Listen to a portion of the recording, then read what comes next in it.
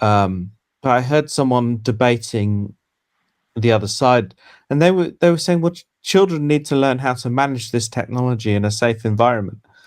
And and I'm like, so you just give them a phone then? Is that the answer? Children need to learn how to manage alcohol, but we don't just go, right, here you are, here's the bar, here's loads of. Right. You might let them have a little sip of your drink, but you're not going to just. We're going to devote our energies to sports and gardening, all the cultural pursuits as far as they're concerned. In fact, we're going to put the goons to sleep. Meanwhile, we dig.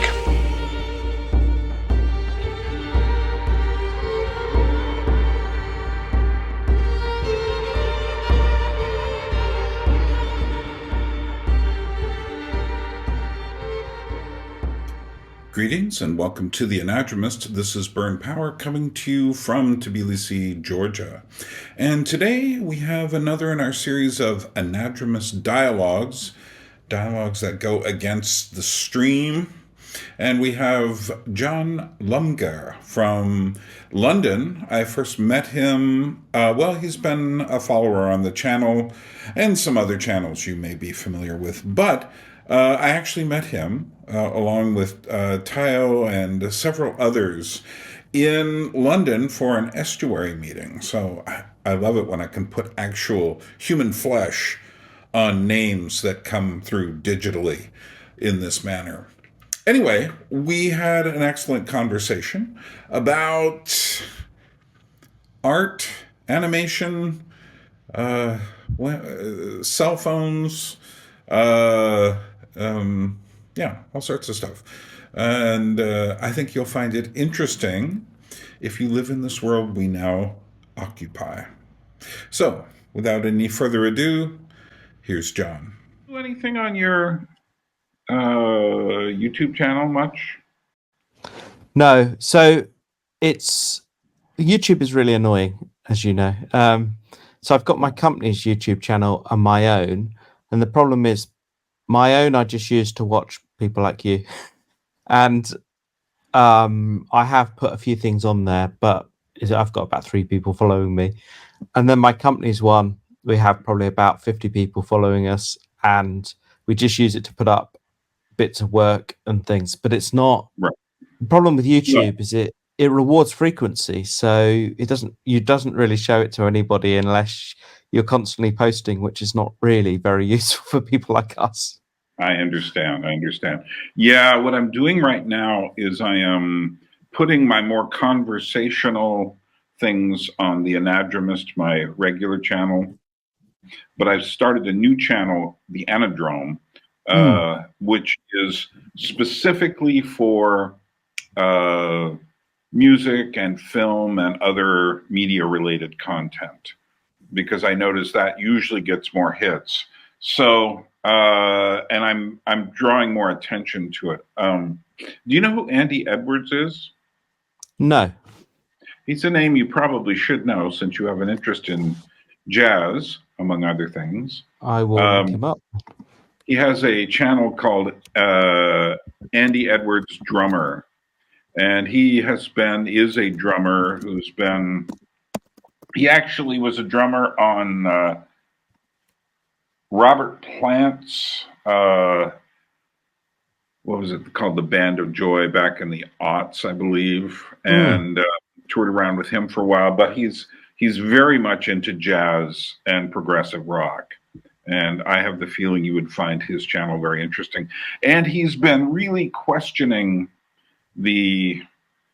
shall we say, the official narrative on music and such. He's coming at it from an interesting perspective, and he just did an 1.5 hour interview with me, which is up on his channel, on blackface minstrelsy. And yes, so yeah. So I still don't know what I make of your video on that. I found it super interesting. It's one of those videos that I've always I'm going to watch this again and really think it through, and then haven't. Yeah, well, if you want the advanced edition, then follow watch that conversation. And I think I expressed Obviously, the similar things, but in a different kind of a way through conversation rather than through. Originally, I gave it as a lecture background, I think 2017, and I was doing it partly in response to the year before that. Both times I gave it at L'Abri in Switzerland. And the year before that, I ran into, they had the first of the really politically correct, and there was a little tribe of about 5 very politically correct girls who were at L'Abri. And they were starting to use words like cisgendered, even though they weren't Oh wow. anything. But and I said to myself, okay, well, next time I do a lecture, let me just completely go the other way around. Steamroller through the middle of the most difficult thing in music. But it's the same in animation. Mickey Mouse is a minstrel character. Oh, I absolutely. mean, Disney would never want to admit it, but absolutely. No, there's a whole book that came out. Although it seemed, I have the book, and it's from the perspective, the man who did it is from the perspective of, see, they're really racist. But I don't think that's not how I approach it. I approach it as, see, it's really a minstrel show, and a minstrel show is a really complex thing, and we don't understand these things in a simple black or white sort of way, either morally or racially. This is unless I'm really informed on something like that, I just dare not go near it, because there's no point until you're informed. You go in and then you're just upset people, and you won't even be able to defend your position or even know what your position is because you haven't thought it through deeply enough. Yeah. Well, I think from the responses that I've seen on that, the comments I've seen on that video that came out Sunday, I feel like I got my point across. But he's been making a similar point. He's been trying to say music isn't simply, black or white. It's not these simple dichotomies. He says music is often made by outsiders of any particular group. They're not usually the people at the center. They're usually the people on the fringes who are attracted to making music. Yeah. So, Tell me, okay, John. So tell me a bit about yourself. I did watch a little bit of Paul Vanderklay's interview with you, or one of them. And what do you do? What do you do? Explain yourself. So my job is that I do. I run a film and animation production company with my brother, and we do stuff for businesses, both big and small, charities and government. And so most of the things we do are kind of informational things. We try to push storytelling because it's more effective. And that's how I earn my money. And right. Yeah. So you're pretty familiar with animation history then? I would. Well, it's a funny thing, because compared to the average person, yes, but I suspect you know a lot more about it, and you'd be naming names, and I'd be like, I don't know who they are. Oh, yeah, I can do that.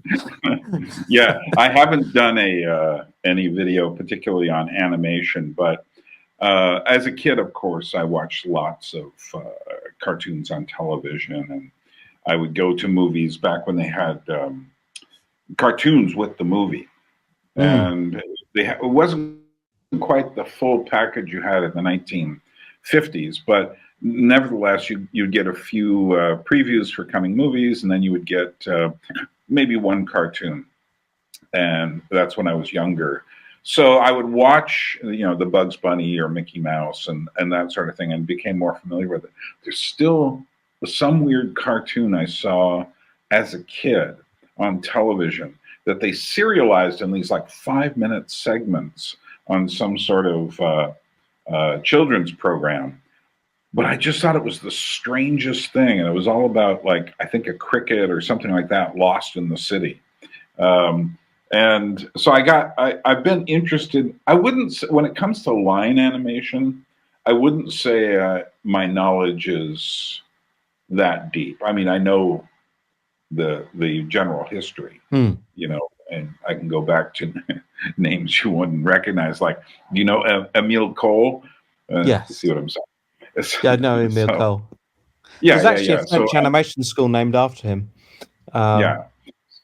So, you know, I can go back to that, and you know, the what is it?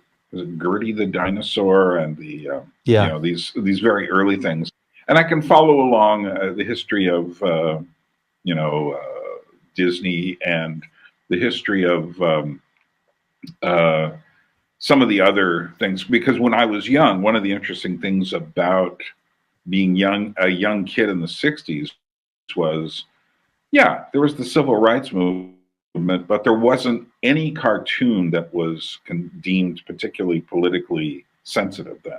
So they would show all of the old cartoons, and I just became very familiar with, you know, the Tex Avery and Fritz Freleng and Disney and all the weird Warner Brothers stuff that, you know, I'd always go like, oh, who is that person? I didn't know, and then I realized, oh, the person going, "Rally, darling," you know, whoa, that's Katharine Hepburn. Later, I put these things together. Oh, that fish was supposed to be Clark Gable, and you know, all of these sorts of references that I didn't understand. And yeah, there was lots of racially insensitive stuff because they were still living in the times when Al Jolson was the, you know, the biggest performer up until he was considered, I think there was a poll done in 1948 where he was considered the top performer of the first half of the 20th century. So, you know, I was very familiar with those kinds of things. I remember watching the Flintstones on television and stuff. At a certain point, though, as I grew up in the 1970s, I think I did see a couple of Ralph Bakshi things later. In the 80s, I went and watched his Lord of the Rings things. Oh yeah, they're very odd, and heavy metal and things like that. But I was less interested in line art, and I've never. I mean, I have, you know, several DVDs and Blu-rays of digital work, but I've never been much of a fan of digital work the way I am for stop motion animation. So when it comes to people moving objects around, suddenly I'm like, I know a little bit too much about that. Have you looked into sand animation, where people put sand on glass? Some of that stuff is incredible. Yeah, that's kind of interesting, isn't it? What kind of animation do you appreciate? So I love the whole thing, because having obviously done lots of animation, experimented with all sorts of different things. One of the things we've tried to do for clients is to say, we want to do a brand new look for whatever you're doing, and most of them are a lot more conservative than we would be. But so I there's an appreciation that I get from having done it and knowing how hard certain things are to do, and so dabbled with all sorts of things. And so when people work on glass, that sand on glass, painting on glass, and all that kind of stuff, I just find incredible. But it's actually the traditional hand drawn stuff that really blows my mind. The way that you can just have these very effectively very simple drawings, yet you create so much emotion through it. It's that drawing the eyebrow a little bit higher or lower or whatever, and you really feel the emotion, and yet all it is a very simple drawing. The skill in that just blows me away. But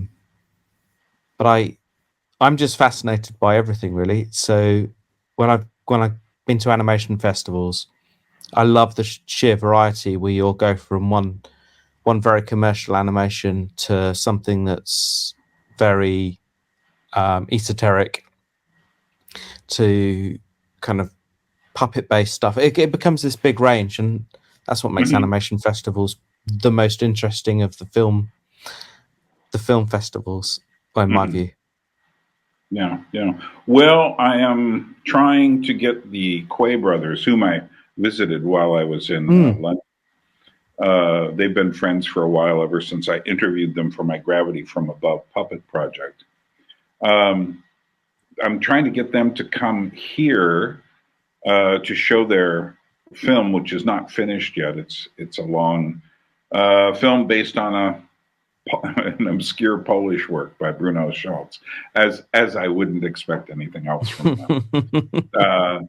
But they do have an animation festival here, and I have a friend who had a very unusual piece she made here, which was one frame.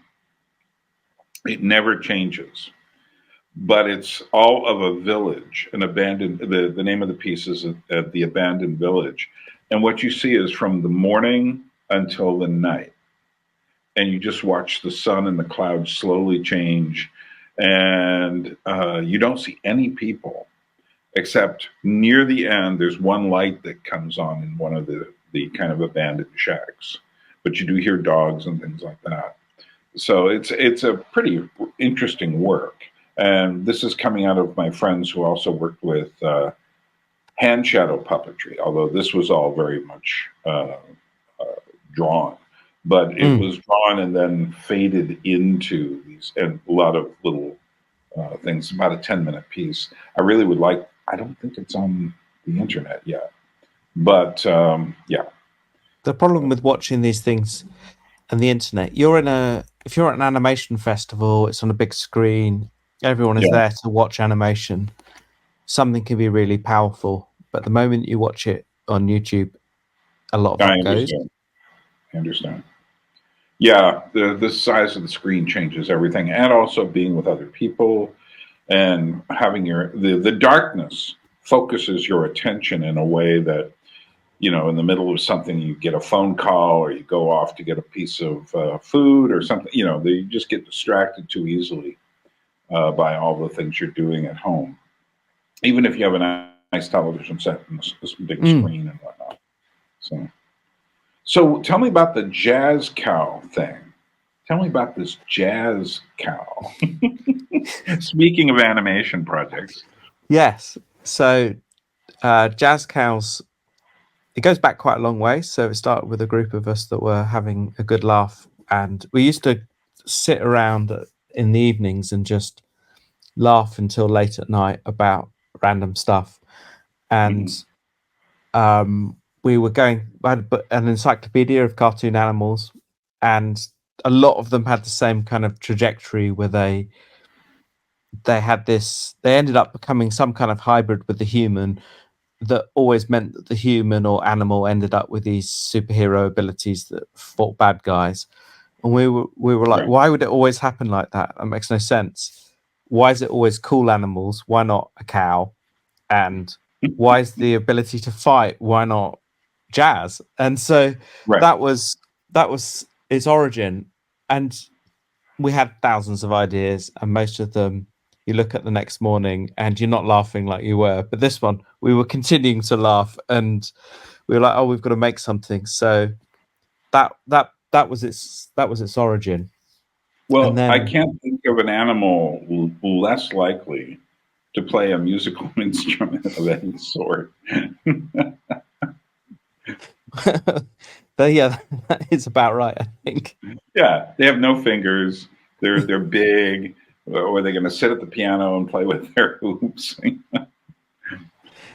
So, yeah, obviously, as the idea develops, you have to start refining things in order to make things possible. Otherwise, you'll end up things getting too complicated. But then we were like, well, what's the kind of contrast to jazz? Mm-hmm. And the contrast to jazz is very authoritarian, lack of freedom, lack of free speech, lack of the kind of algorithmic kind of thinking. So we found his nemesis, which is Dr. Pop, who was trying to create a very safe world, and where everyone falls in line and doesn't do risky things like listen to jazz. And so that was the contrast that we set up, and we created some stories around his Jazz Cow and his hopeless manager. Is he an animal?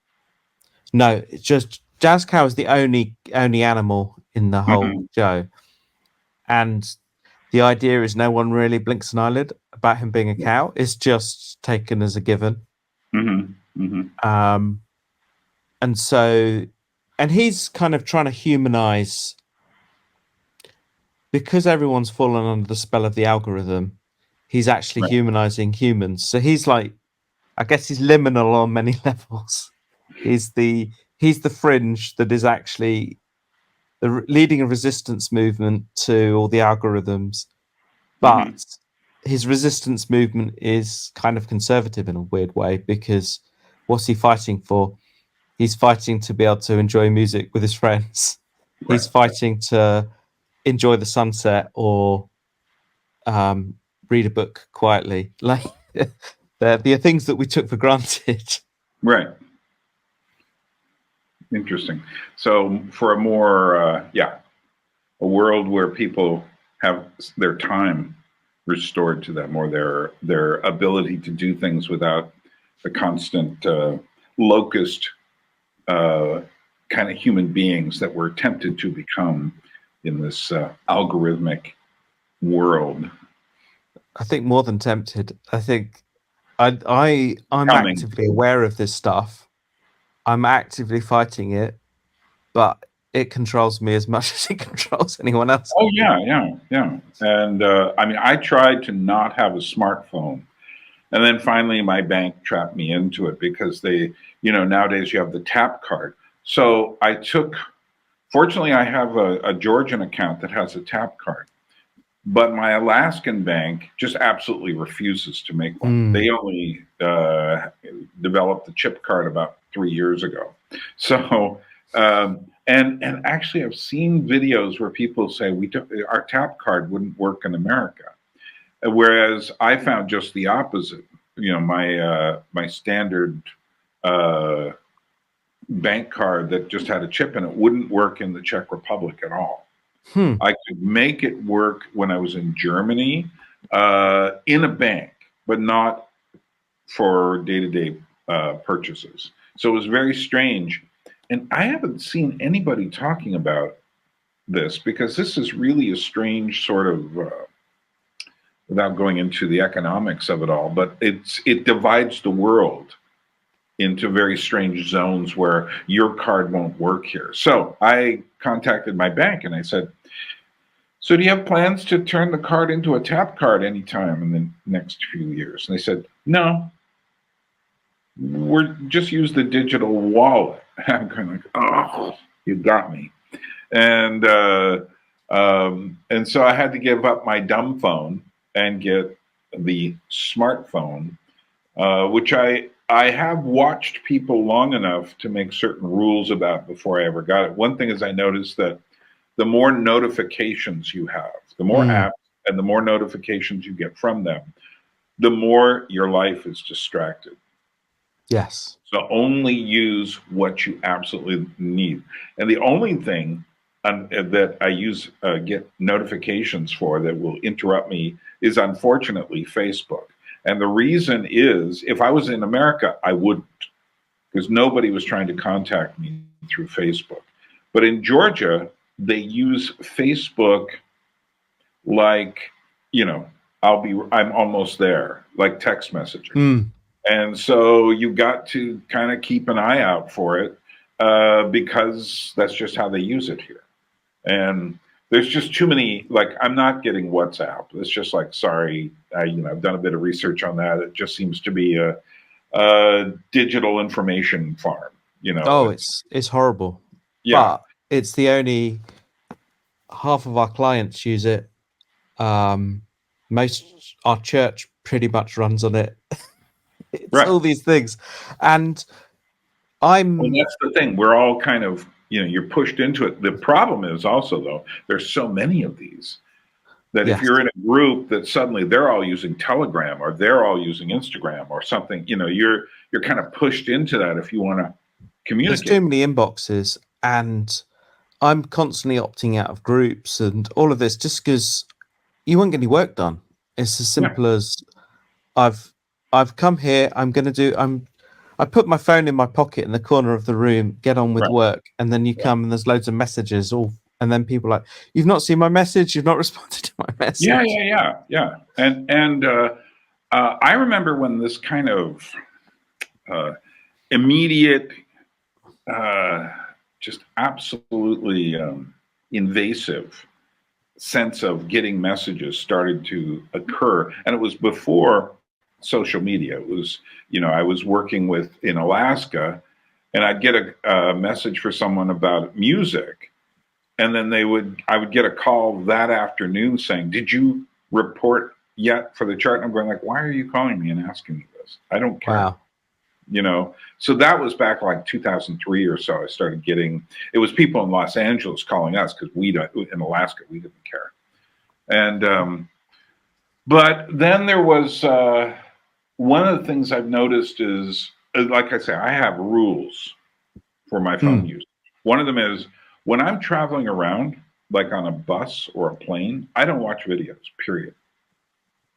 Anything I want to watch on a video, I'm going to watch on a bigger screen. I don't respond to people on videos of my own while I'm out and about. If I'm on a bus in town or something, I don't, if I'm at a movie or something, no, sorry. You don't have the right to invade my time. And I shouldn't give in to that urge. So I keep my apps to the absolute minimum of what I absolutely need for day-to-day life. Part of it is my thought is, for instance, I'm on Twitter or X. There is nothing that anybody is going to write to me there that I need to respond to instantly. Yeah. So therefore, it can all wait till I get home. I might read something, but I'm not going to respond to it. I'm not going to get into trying to have that someone says something I don't like and I have to respond. I just won't do that. So it's probably wisdom in waiting anyway. This comes from watching people, since these devices came in and not having one and seeing how, they work. So, if you see me on a bus here, chances are I've got a book. Not always, but chances are I do. It's the same with if I walk out into the park. I'm not looking at my phone. I've got a book to read. I live near a park. It's to just simply push back as much as possible, and you can't push back all the way, or else you don't live you can't communicate with people anymore. So yeah. Yeah. Although there's a guy at our church who's been in prison for 18 years or something and recently come out, and it's like he's just come out of a time machine, but he's constantly phoning, and he thinks, and no one phones anymore, right? Because it's even more disruptive, because if you're working in this phone call, at least with a text, it's okay, I can reply, push that away, get on with things. Right. But phone calls are even more disruptive. But it's like the old disruption technology added to all the new ones, and the poor guy, it's even harder for him. Yeah, that would be an interesting thing. There must have been a movie where they've had that happen. I think I've seen a few things that kind of hint on that. But it's the idea that things just change so much. So now younger people don't even they consider phones to be like it's too much, talking to me. Whereas when I was young, we always talked to each other and had long conversations when I was a teen. Another thing was I recently saw a couple of the back and forth texts of a couple of people who were younger, and they considered the telephone book to be a violation of privacy, which made me think. I was like, well, I never thought of it that way, although there were people who didn't have their addresses listed. But now what it is we have so much stuff trying to get our attention. And when I was young, we hardly got any calls from unsolicited calls. Because it costs money. At a certain point, like during the 80s and 90s. I remember the day I got a call and it was like, hello, this is George Bush, George W. Bush. And I'm going like, no, you're not. But, you know, at a certain point, the robocall came in. But I managed to live without all of these things when I was in Alaska, and I could get away with it because most people's image of Alaska is that it's really primitive. They don't have cell phones, and I would just play into that. I would never tell them, yeah, I've got at least a little dumb phone or whatever. Yeah, which that took years to get one of those. But that way, I could just leave that behind, go out, do my business, take a walk, not worry about anyone trying to find me, and just live. And I will do that here, although I find the insidiousness of the smartphone much harder to break away from. That's why, that's why we do need to. It needs to be. I think people are more and more aware now, but it does need to be flagged up as an actual thing to think about rather than just go with what kind of comes to you automatically, because otherwise we'd be totally sunk. I mean, I saw this before the smartphone, because when I was a student, I didn't have a mobile phone. They only had dumb ones back then, and I just had no interest in having one. And someone bought me one because they wanted to be in contact with me, and I was like, that felt like a violation. And then they're like, you don't turn it on. Yeah. Well, I actually went about 6 months when I arrived in New York City in 1980. I went about 6 months literally not having a phone at all. And I would call people from payphones. And then finally, one of my friends said, it's not fair. You can call us, but we can't call you. But I just didn't want to be bothered. Now, of course, that just seems like some weird, hopeless, romantic dream. It was I've kind got of a friend that was like that. He's homeless, and then he would call me from these payphones. Right. But now, find a payphone. So, so many of them. I don't know if they still work in London or if they've all just become urinals. So we've got these beautiful old red boxes. Right. They are, and then there's the 1980s ugly boxes. Neither of those are really used other than for cards selling dodgy stuff and all sorts of. But then you've got these really modern, shiny things with big plasma screens, and people charge their phones from them, and you can make phone calls from them. Right. Yeah. Yeah, the weird thing about the digital wallet ideas is what you're saying to me is, okay, with the card, all I have to do is keep a little card around, and I go to the bank machine or I go to a thing and I get my job done. But with the digital wallet, I have to keep my phone on me if I want to buy anything. I don't, but I do. That is to say, most of the time here, I use my local card, and I can still use my old card on the bank machines here. So I just take the money out from there. I can't transfer money from an American bank to a Georgian bank because we're living outside in some other zone. But yeah, I think that there are some people who are beginning to push back on these things. And so I've heard of schools who are setting up programs where to make the cell phone unavailable to children during the day. Well, in the UK, they're supposed to be becoming illegal soon in schools. The sooner that happens, the better. I think so too. And of course, there are people who are kicking back against it. It's mostly parents who want to keep an eye on their kids and such, or parents who want their children to be socially acceptable. The argument I've heard because Jonathan Haidt's got his new book out, which I've not read, but I'm so I've heard familiar with. I'm so familiar with all his stuff that I don't think there'd be anything in the book that would surprise me. But I heard someone debating the other side, and they were saying, well, children need to learn how to manage this technology in a safe environment, and and I'm like, so you just give them a phone then? Is that the answer?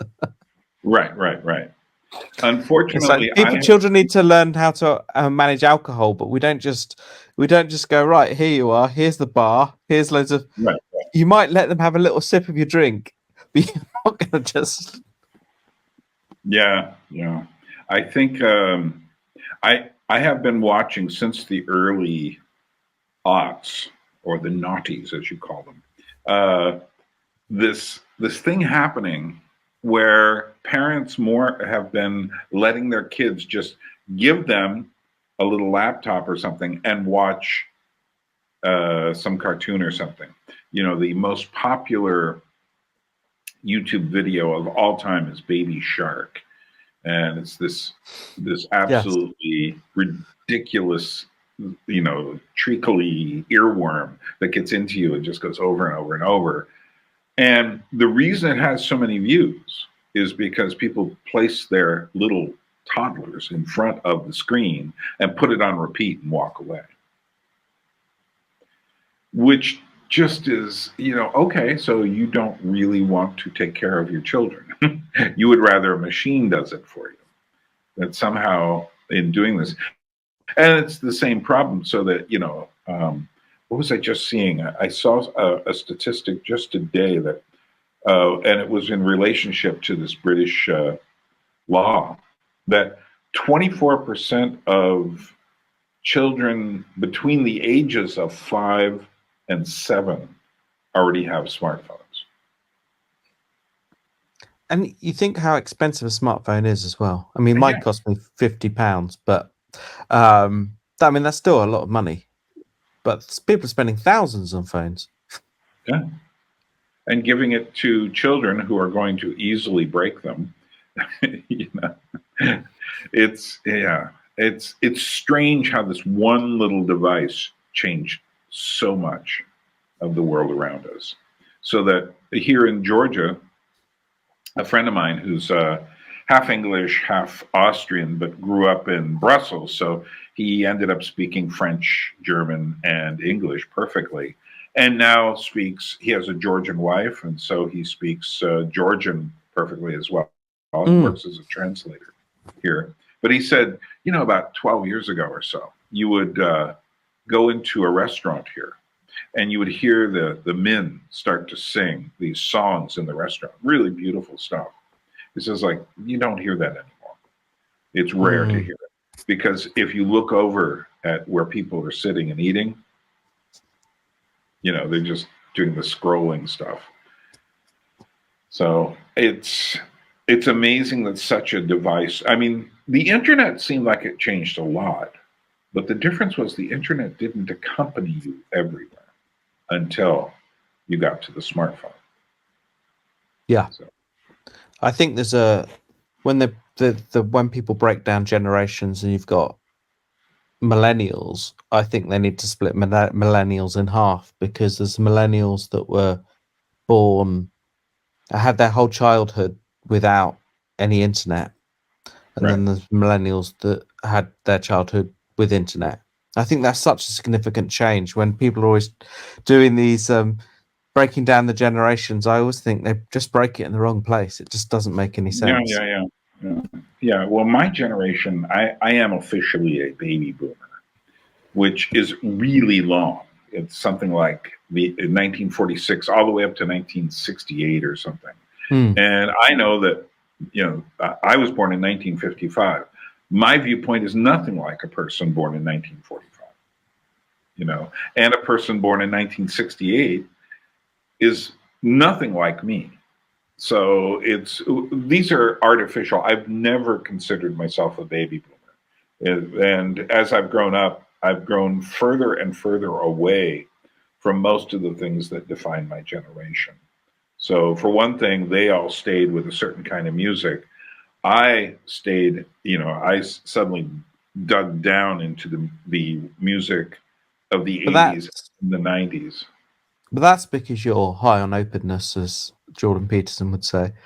Well, people who are high on openness are always going to be interested in discovering new music. So most people's music tastes get stuck in their late teens, and then it never develops beyond that. Yeah. And they will, and then the music the people that listen to the music are the same age as them. But I was at something this weekend, and most of the people were significantly younger than me. Right. Probably 20 years younger than me on average. But they're still interested in discovering new things. Right. But we're Yeah. weirdos. Yeah, well, I've noticed there's a thing that happens, and it happens, I think, slightly differently in boys and girls. Girls remain, and I use the word bright, not as in intelligent, but as in just open to the world. They remain bright until sometime in maybe near the end of their 20s, where boys kind of arrive later. They're pushing each other around and doing other kinds of things for a while, and then by the time they get towards university level, then if they're going to brighten up in a sense, if they're going to start being really open, they will at that point in a different way. But this is just a kind of a thought I'm just starting to develop. But it does seem though, and then there's a thing that happens. So at a certain point, the brightness goes down, the openness goes down. And a lot of what makes it go down is meeting the realities of life, meeting the day-to-day existence. Although we have had maybe a couple generations by now. I mean, even the people in my generation, I consider them to be too young in the sense that they're still like, they want to live for themselves. They want, maybe they're not going out and trying to prove themselves all the time, but nevertheless, they see having fun as a reason to live. They see, yes, why don't we take a trip to Disney World? And we can bring the children, but the children are the afterthought. They want to go to Disney World, this kind of thing. I mean, what are these cruise ships? I mean, in Alaska, I dealt with cruise ships all the time. And you look at the people coming off, and the majority of them really haven't even got an idea where they are. They're just having a fun time. They're just enjoying themselves. So they're not, it's like they're in a floating hotel that has swimming pools and it has movie theaters and gambling and all this stuff. And there's nothing, they're not engaging. Wow. Whereas I look at that and I say, like, well, why don't you grow up? And I'm 68 years old. I can say that, because it's like I'm looking at you and going like, come on, there's more to life than this. But also, I mean, if I was around Alaska, then I would want to see Alaska because it's such a different place to anywhere I've been. Right. It's when I went to a wedding in the Dominican Republic, and I was the only person that left the hotel, and I was like, I've got to get out of this hotel. It was like a prison to me. Well, it's all too nice. But I went out, started exploring. It's so much more fun. Oh, exactly. And on the cruise ships, you would get those people. Now 13 miles away from us by water, but 260 miles away by actually 365 miles away by land was the town of Skagway, which we just called Disney World. They got 4 cruise ships a day. That's like 10,000. Oh, it's frozen.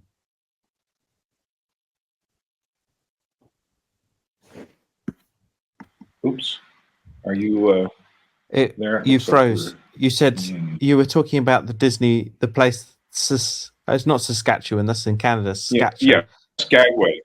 Skagway. That was it. Skagway. It's like Disneyland because there's 4 cruise ships a day, and people just come there, and nobody knows what they're doing there. They're just like walking around. And so, what do they have to sell them on the stores? Well, they have all sorts of trinkets and stuff, but all diamond stores and jewelry stores, which has nothing to do with Alaska. And it's just this weird. We won't go into all that. But our town only had 1, sometimes 2 a week of these big ships. But even then, I would walk. I dealt with these people as part of my job in the summer, and I would notice that they would walk off the ship, and they're surrounded by absolutely amazing mountains on a fjord in an old town, and they're looking at their phone because that's more real to them. That's sad. Although I can imagine I would do that. Be just like, where am I? What's the name of this place? And be wanting to get the information on the place, but I'd be like, right now I'm here. Yeah. But it was strange. The funniest one we had at all. I you may have heard this. I've done 1 or 2 videos where I talked about some of these things, and this is just such a good story. I have to repeat it. But I would drive people in buses up to this glacial river, very cold, very wild. Put them on rafts, and then go catch them on the other side. Sometimes literally catching them, and miss them. They go down another couple of miles, and we have troubles getting them back to the ship on time. So you would have to catch them. But this one woman came off, and I remember I was standing near her, and one of the other guides was working there, and the woman just looked really sad. And the guide said, what's wrong? And she says, this just isn't what I expected. It's just so cold. And she goes, well, this is Alaska. And she goes, I know, but it's near Mexico. Because of the map, because they yeah, they didn't put it- exactly.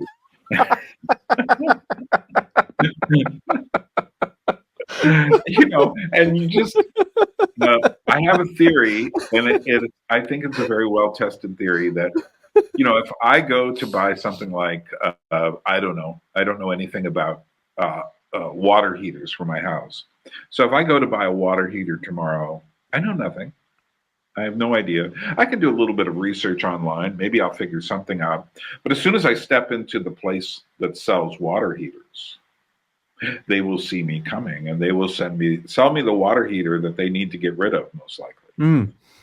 And so that we're all stupid in certain environments where we don't know. When I used to work in New York City, I worked in like independent record store, and someone would walk in.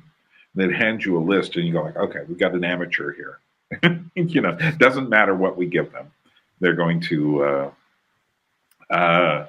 just get this, and there's no conversation we're really going to have. So we're all kind of stupid in certain places, and such. Well, what's happened is people now have put their whole lives into these devices, onto the screen. And so all that stuff that's not the device, they're a bit stupid about it.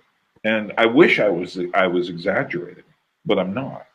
So that people no longer understand many basic things about physical reality that I know I don't. used to understand. So I know so few things, and it shocks me. yeah, well, that was one of the benefits of moving from New York to Alaska, and I purposely did that in order to. I knew that a person like myself, who was very interested in the world of art and culture, would be a very limited species there. But I also knew I would meet people who knew a lot about how to build a house, how to sail a boat, how to hike in the mountains, or how to all these very practical things.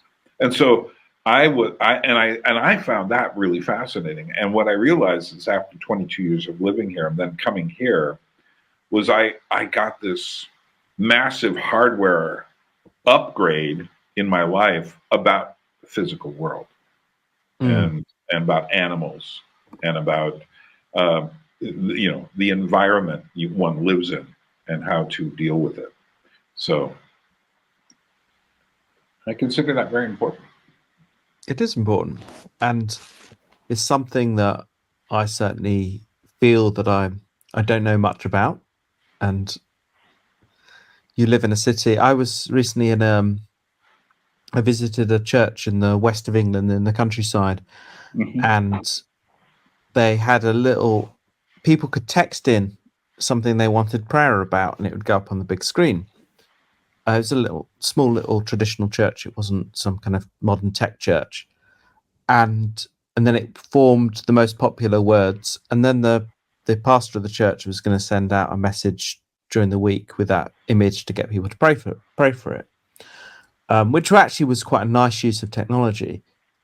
But the most dominant word was farming. And so I sought out a farmer. I was like, why is farming why is farming such a big question at the moment? And he said, it's all the water. We've just had floods and floods and floods, and we're losing our crops at the moment, and it's been a really, really bad year. I've got no idea about that. I mean, it's what feeds me, and I don't know. And Right.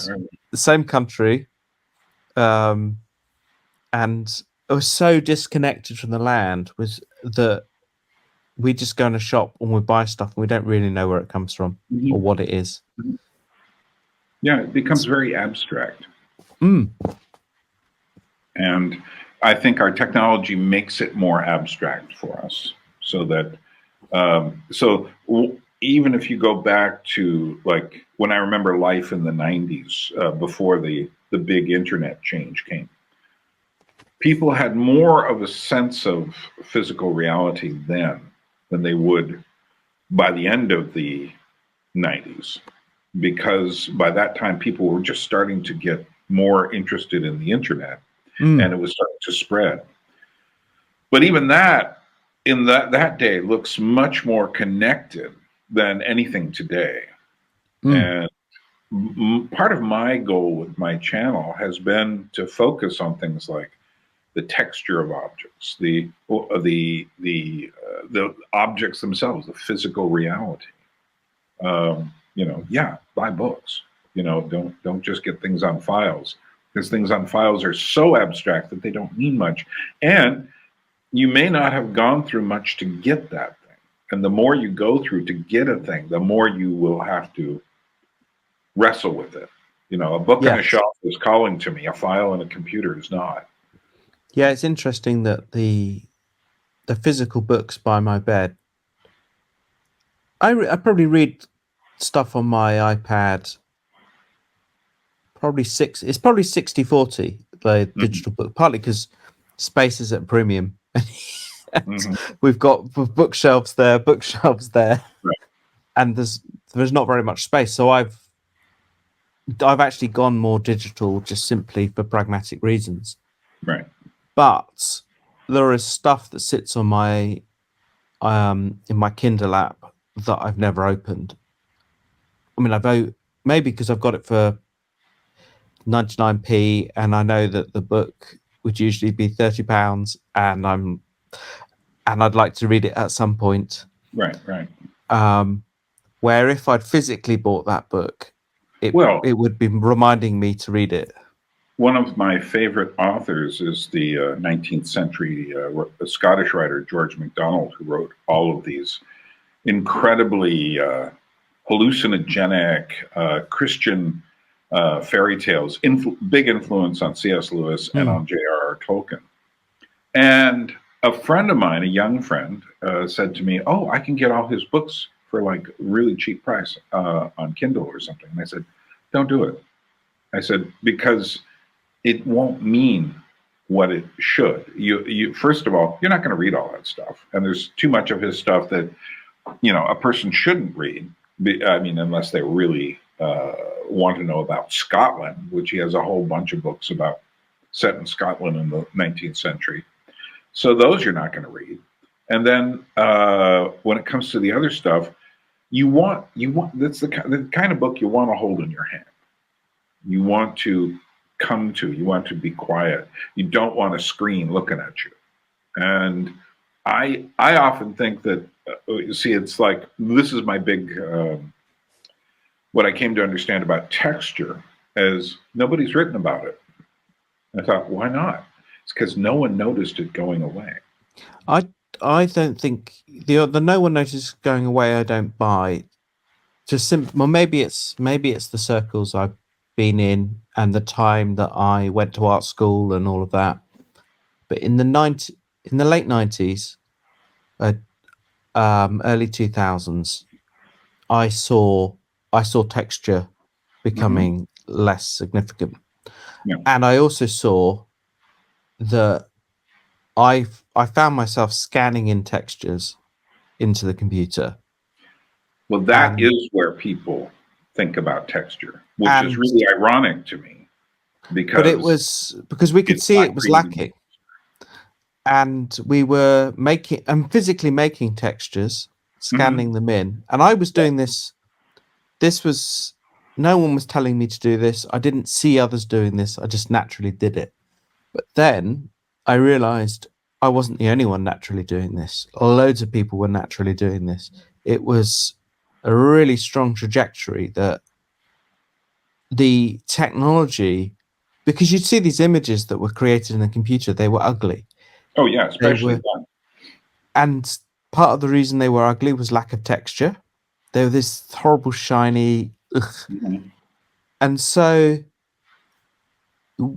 and obviously there's been a whole technological development that's gone through the roof since then. But there was a playing about with texture that was happening both in digital and the real world in that period, and I think it was a direct contrast. Except my point is that there are two major areas where people have written about texture. One of them is for computers, and the other is for fashion. And I understand the fashion one, but I also understand the computer one. Is you want to make your whatever you're looking at look better. Although even still, like right now, what I'm looking at is white graphics. I mean, I think computer graphics have essentially ruined our aesthetics because they're so square and blocky, and they have no texture. I'm not talking about a video game, but I am talking about just your average site is just, I'm really glad that there's more dark mode, but still, since this ends up being our primary window into the world, so how do we look at for a work of art? We'll go online, we'll do a digital search, 20 different images, 30, 40 images will come up. We'll go click, click, click, get a little thumbish thing that will then maybe blow up into a slightly bigger thing, and they go, oh, that's not big enough, and then look for a bigger one. And then what will we do with it? We'll put it on some other computer place. Meanwhile, you look at our homes, and our homes have become, what is it? Job. Do you remember Job? Boxes. Yeah, Netflix boxes. Because we live in dead space, so there's really nothing to do in there. There's nothing for your eyes to rest on and to, like for instance, when I would go to Switzerland and I would go to L'Abri, and I still do this. I need to go back there at some point in the next couple of years. I would stay in a building which has wood paneling on all the walls and ceiling. And there's something about that is, the best way I could describe it is nutritious. It feeds you. For instance, when you look at a wood wall, you'll never see the same wood wall twice. It's got all these things. There's a knot here, a knot here. Maybe the knot's been poked out, and you're looking at all these things. It's just something we feed on. We don't think about it. But Whereas, I've been experimenting, and I've got some digital experiments with AI art, and I'm sitting there saying to myself, all of this art looks like commercial art. None of it. The only way I've been able to get any images that look interesting to me is this: if I totally jam up the prompts. That is to say, a lot of people would give a prompt like, whatever, Mickey Mouse is, you wouldn't want to use Mickey Mouse, it's proprietary. So a cute black and white mouse is, drawn in a certain style, is wandering through an apocalyptic wasteland, But even that, it's like, and I've played with things like that just to see what happens if I collide things. Finally, I realized I do have a large embankment of names in my head. So I can pull out names like Norman Rockwell, Frank Frazetta, and Harry Clark, and Botticelli, and Rembrandt, and take all those and then put them into a place, now, okay, let's take a 1920s style photograph, black and white photograph. Now let's throw in those names. And now let's give it something to do, which wouldn't be found in a 1920s photograph. And some of those things are the closest I've gotten to making images I consider passable. Because it can't come, I can always tell when someone's got an AI prompt on their, YouTube. Well, it's because the artist is drawing inspiration. They may draw inspiration from Norman Rockwell or Botticelli or whatever, and they're drawing those inspirations into themselves, and they're interpreting those inspirations, but they're creating something that's from themselves. But the AI doesn't do that. It just has these. They're just fed in, and then it's very literal, and so it's not. It's not intelligent. That's the problem. The thing I've come to understand is it's much better creating weird, uncanny valley type imagery, weird stuff that makes you go, "Oh, that's odd," than it is in presenting anything good.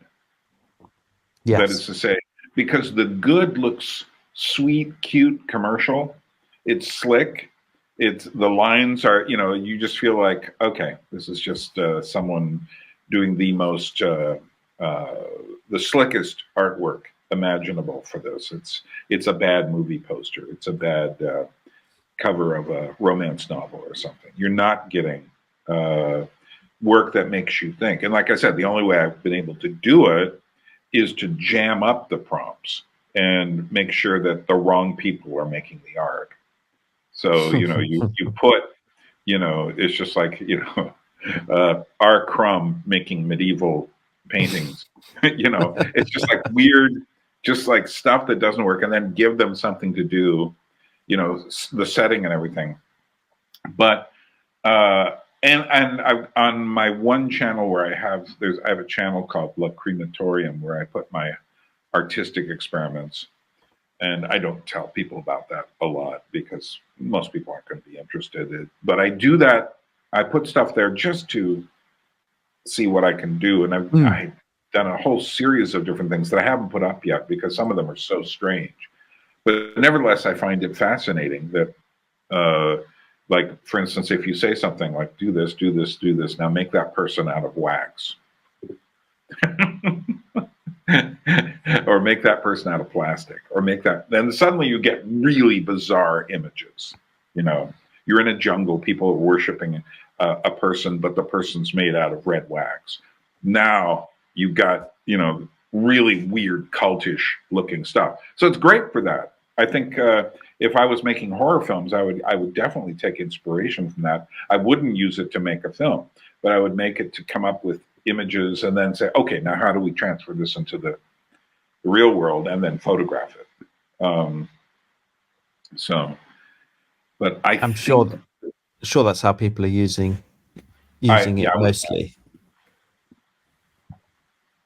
But eventually, even the weird experiments I'm making now I'm saving them because in the not too distant future, people will look back and say, how did you do that? Because the AI is so good at imitation or aggregation and making templates. That's what's happening with stories.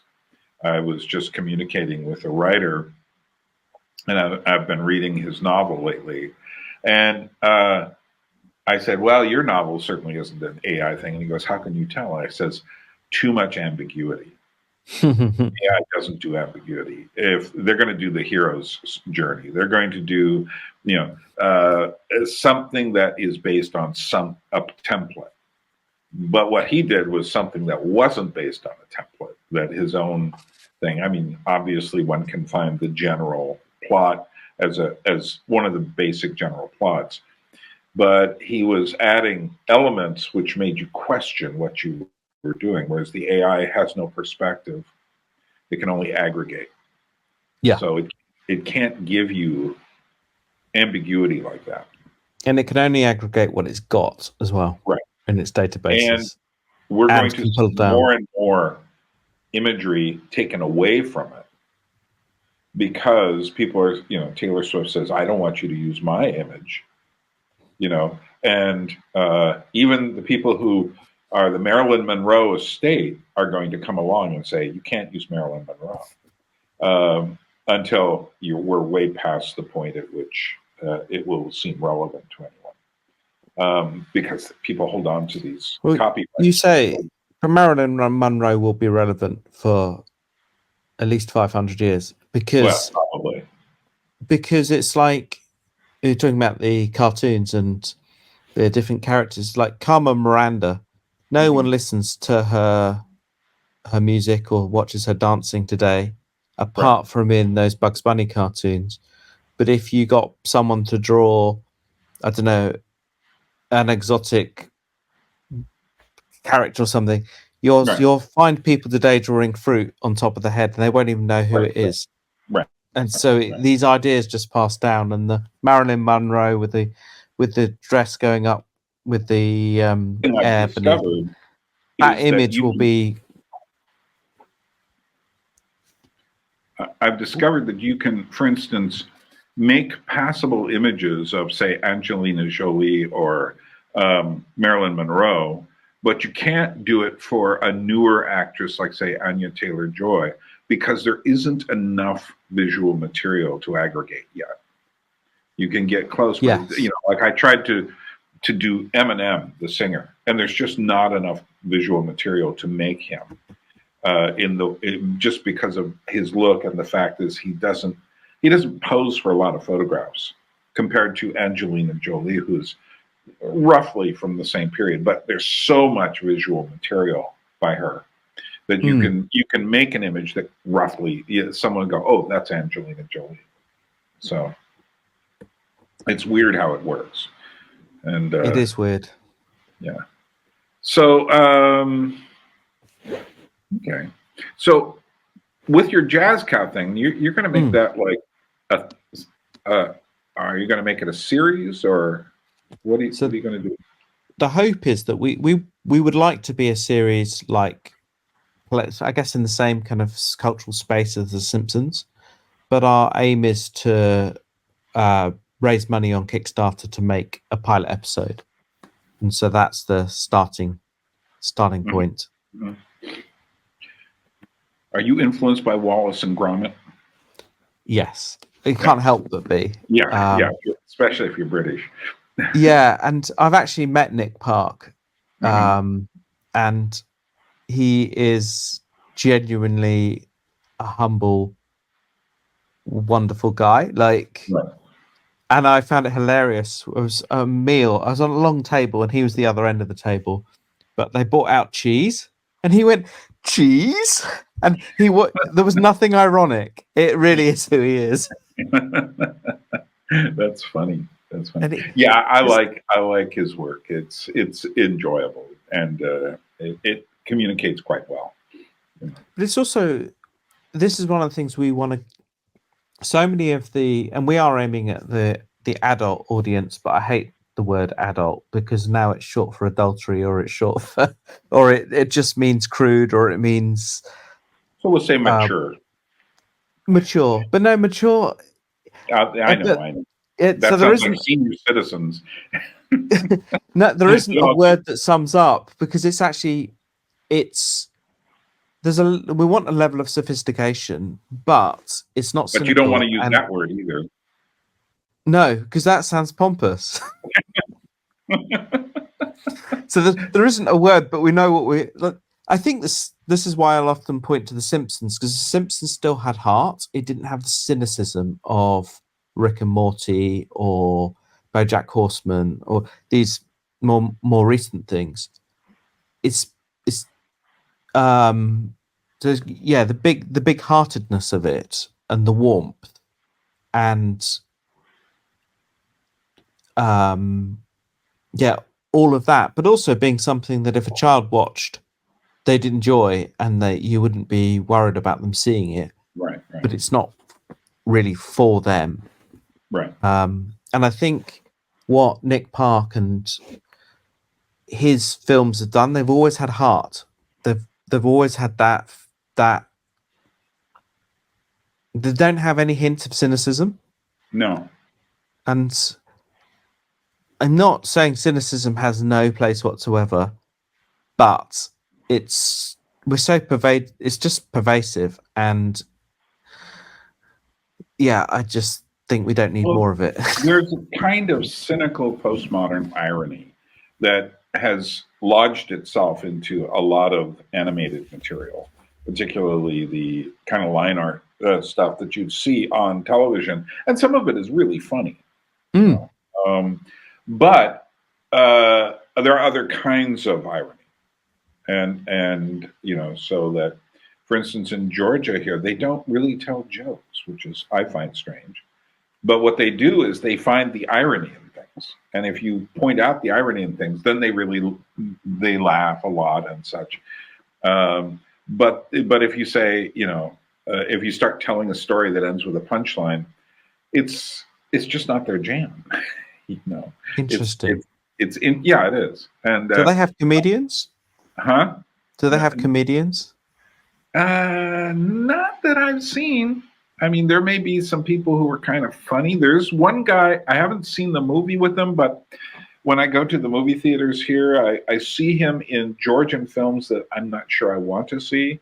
And he doesn't tell jokes or anything, but he makes weird sounds and stuff. He's kind of got a hatchet-like face with a substantial nose, and you'll hear him do things like, and evidently that's really funny to Georgians. Yes. Different cultures have different things that make them laugh.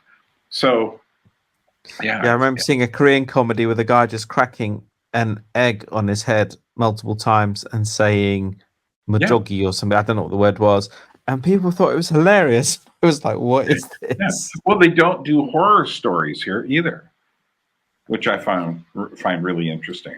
I want to make a little film here, and I've got some people who would be great acting in it. And I like horror films a lot. So, but then I realized, okay, well, I can't do a horror film. But what I'll do is I've found some material in some of the Georgian mythology that's really interesting. So I'm going to base it on that. So they must have horror themes, though. No, they don't. As far as I know, there's no books here about ghosts and houses. There's no vampire stories. There's no werewolves. Nothing like that. It's just a very different culture. And when I've asked Georgians about that, they'll often get around to saying something about, well, have you seen our history? Which is pretty horrific.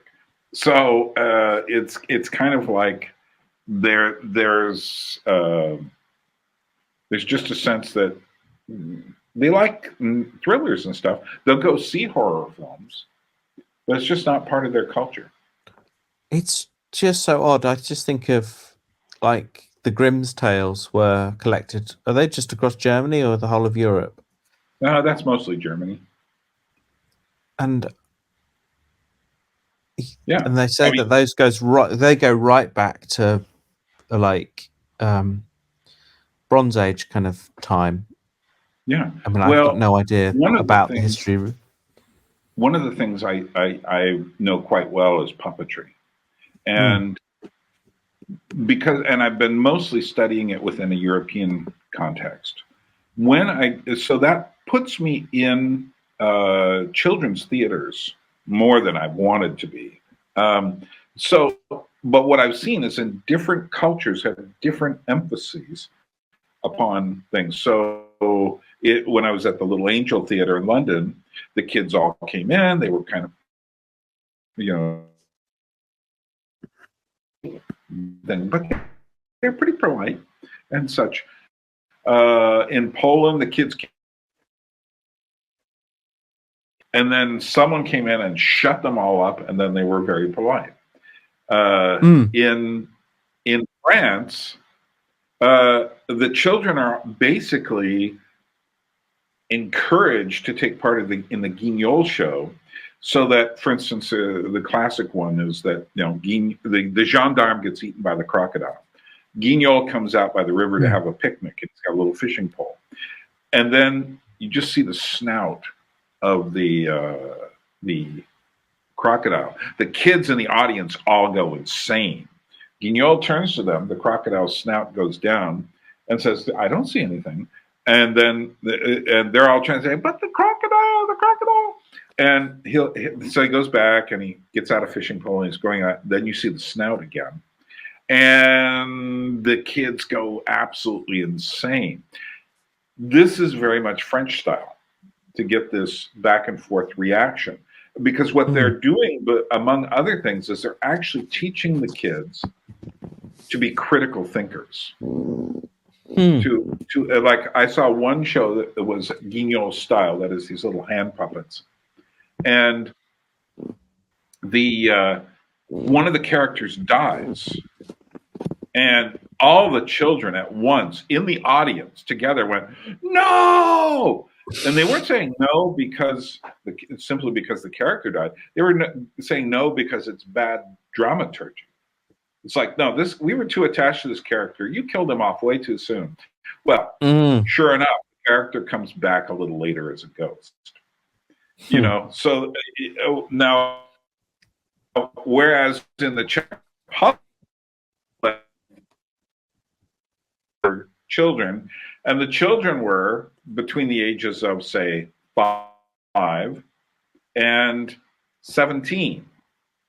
And so they did a show, I won't go into all the details, but we'll just say this, where there are devils pulling blood out of this guy's belly.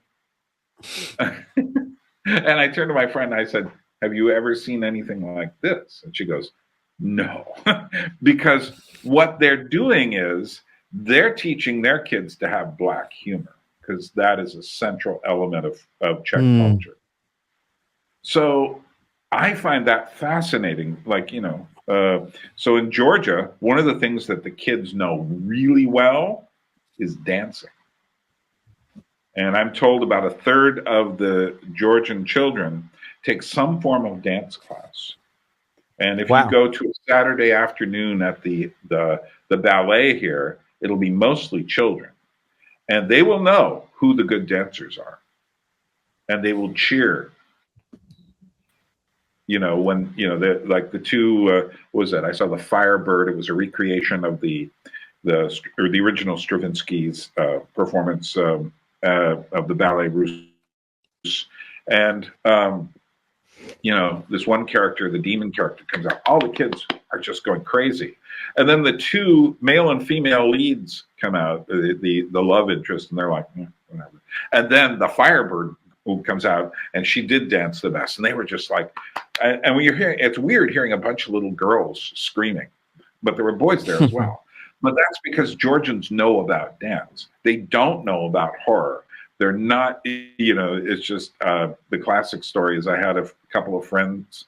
A friend of mine told me he brought a couple of Brits to a supra, which is this ritual meal where you have this very poetic toasting. Well, you put a Brit in there and give him a chance to say something as a toast. He's going to make a joke out of it. This because they didn't read the room. This was supposed to be from the ghoulie, the heart. And Yes, the Brits were like, you know, doing what Brits like to do, roasting. we can't speak from the heart. We if it's too, without seem too sentimental, we always have to roast. Yeah, It's particularly for men. I find those cultural differences absolutely fascinating, and I find ways. We had a guy at church going back to moving back to Florida, and all the Latin Americans were giving these heartfelt like speeches about how wonderful he was or how wonderful he is, and it felt so unusual to me, where I just wanted to take the mickey out of him. Can you hear me? I can hear you, yes. Yeah. Well, it looks like this is just going to get glitchier and glitchier. So we'll wind it up here, and I'll attach this to the part that looks like it glitched and such. But yeah, we didn't get around to talking about music that much, which you wanted to. But I enjoyed the conversation about animation and imagery. I mean, I'm always. The thing is, if you did a Venn diagram of the things we're interested in, there'd be a lot that overlap. So, yeah. Well, it was good to meet you in person in London, and so you went from being a name. Is that that doesn't look like an English last name? Is Scottish. Scottish. Okay. Well, I'm part Scottish, but in the American sense, which means, you know, you go to Scotland and say, I'm Scottish, and they all go, no, you're not. But yeah, unfortunately, we didn't get a chance to talk one-on-one. I do plan on being through London again sometime, and we will work that out. Meanwhile, we'll do this again sometime and talk about music and other things. That'd be great. Yeah, next time you're in London, let me know before you come. So, because I saw your video on London with your critique, and I thought that might be because of the places you've been in London. So yeah, of course. No, I've had times in London where I just really didn't enjoy myself very much, and then times when I did. I mean, I always enjoy visiting the Quay brothers, but it's just London is not in my top 10 of European cities. But I must say, this time for some reason I said, oh yeah, I need to go to bookstores here. And so I spent more time in bookstores, and I enjoyed our conversation, and of course visiting the Quays again. So it bumped up several notches, and I said, yeah, I actually like London again. So I think spending all your time in the centre, I think what's happened is the centre's got so expensive that the creative people have been pushed out. And I mean, I see it everywhere. I see it where I live. It's that's the big challenge. But there's all sorts of exciting things going on. Yeah. No, I got the feeling that there was a certain kind of something brewing under the surface, and I like that. You know, I mean, I like the fact that you've got Trigonometry and Unheard and other people there doing things that I think are better than many things going on in America. You know, because they're trying to bring a conversation of disparate elements together. Whereas in America, you tend to find people who are more on the same page. And I think part of the problem with today is that there are too many people who don't know how to talk well enough to people who aren't on the same page. I think that's true. I really appreciate both channels for that reason, because you can't say they are this or that. You can't say they are. When people, it's one of the things Americans say, oh, I'm a registered Republican, I'm a registered Democrat. I'm always like, what? What do you mean you're registered? It doesn't make any sense to me. I vote for a party one year, the next year I vote for a different party. I don't know. Well, we're both independents then, as we would say in America. But I think we all are here. More. Well, I'm going to let you go. I'm starting to get glitchy looking things again. So thank you so much. Let me know with an email if you get a copy of the recording. I'm going to edit it a little bit and make it look a little nicer if there's glitchiness. And I'll put it up probably in a week or so, and it'll be on my Anadromous channel since it was more general. So, okay, John, thank you for getting in touch, and we will do this again soon. Great. Thanks. Okay, so there you are. Another Anadromous Dialogue. If you enjoy things like this, do like the video, share the video, subscribe to the channel if you have not done so, and thanks for just coming along, and we will have more. I am back from my journey. I've got one more video about actually bringing the boxes in the home, which is the customs thing here is just driving me insane, but I'll tell you that a little later.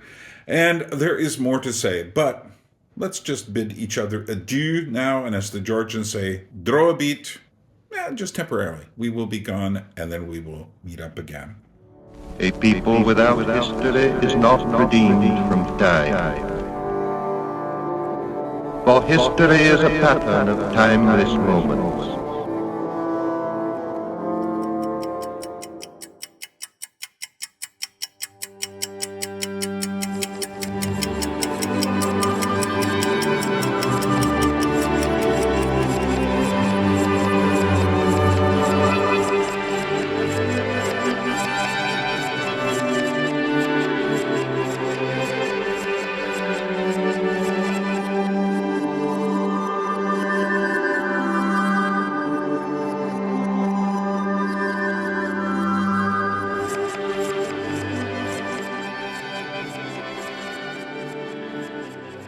Inspired by Faraday's wheel, Joseph Plateau in Brussels and Simon Stampfer in Vienna invent the phenakistoscope independently of one another in 1832. Stampfer called it the stroboscope. In England, it was known as the phantoscope.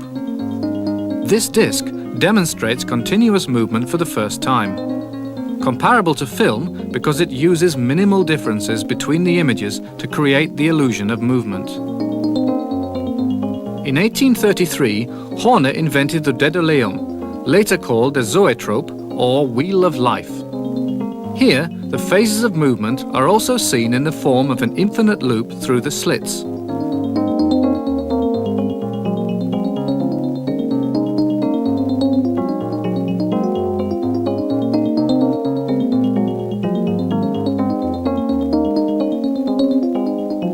We see an image, then no image, and then a slightly different second image, producing the illusion of movement in the mind of the viewer.